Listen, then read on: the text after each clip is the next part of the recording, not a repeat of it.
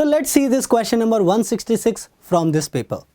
A resistance wire connected in the left gap of a meter bridge balances a 10 ohm resistance in the right gap at a point which divides the meter bridge wire in the ratio 3:2. If the length of the resistance wire is 1.5 meter, then the length of 1 ohm of the resistance wire is. Now let's see a schematic diagram of the meter bridge given in the question.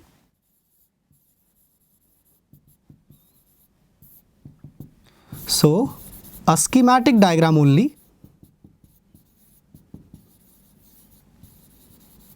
So I have this resistance R1,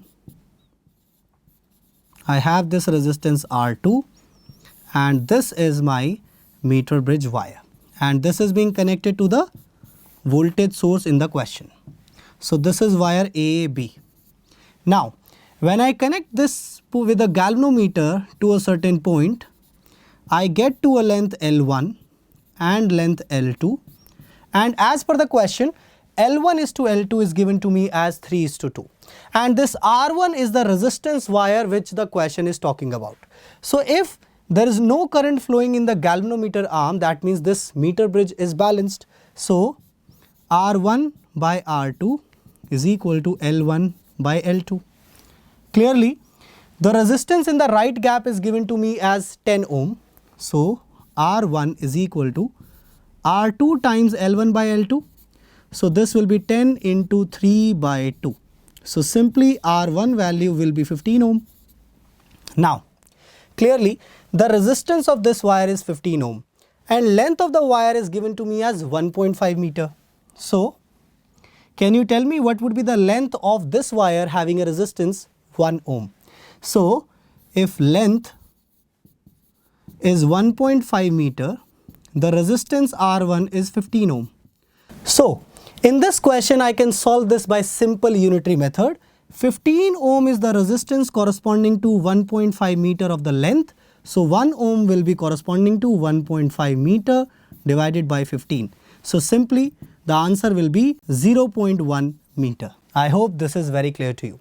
So 0.1 meter can also be expressed as 1 into 10 raised to the power minus 1. That is option number 1 in this question. I hope this question is very clear to you. So let's move to the next question.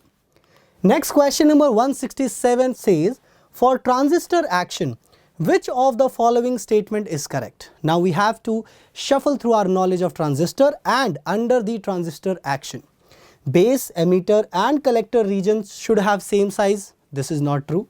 Both emitter junction as well as the collector junction are forward bias. No, this is not true, because for transistor action actually the emitter base junction should be forward biased and base collector junction should be reverse biased. So this option is also incorrect.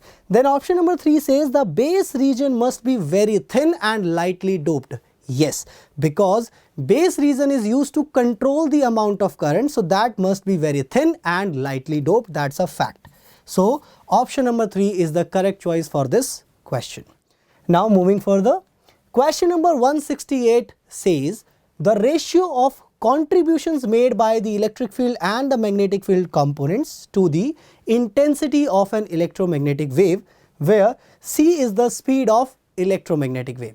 Now tell me, do you remember the electrical energy density and magnetic energy density are equal in magnitudes? So the contribution to the intensity of electromagnetic waves in the electric field and magnetic field is 1:1. So that's a fact based question. Option number 1 is the correct choice for this question.